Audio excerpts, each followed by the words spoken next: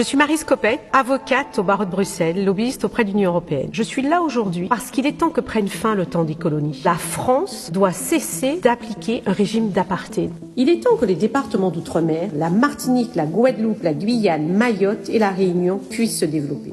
Je vais vous donner l'exemple de l'octroi de mer. C'est une taxe qui touche tout ce qui est importé dans les départements d'outre-mer. Tout coûte plus cher dans les départements d'outre-mer parce que tout ce qui est importé est taxé et tout ce qui est produit localement est taxé, à l'exception de quelques dérogations obtenues par des acteurs qui sont en situation de monopole et qui décident de qui va ou non payer cette taxe. Pour mieux comprendre, prenons l'exemple du riz. C'est l'entreprise de M. X qui importe et blanchit la plupart du riz, qui est la céréale la plus consommée en Guadeloupe et en Martinique. Et la société de M.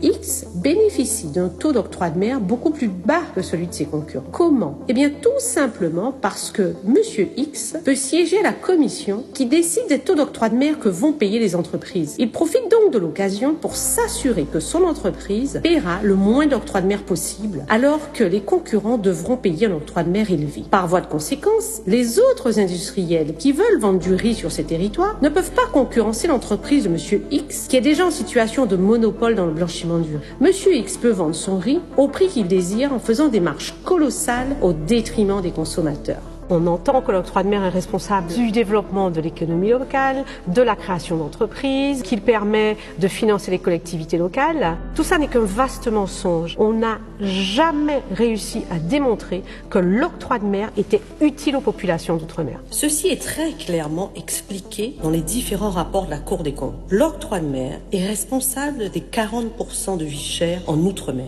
Les petits cadeaux aux industriels français, il est temps que ça s'arrête parce que c'est au mépris de 3 millions de personnes. Il est urgent qu'on mette fin à cette arnaque. Il est urgent qu'on mette fin à ce mensonge.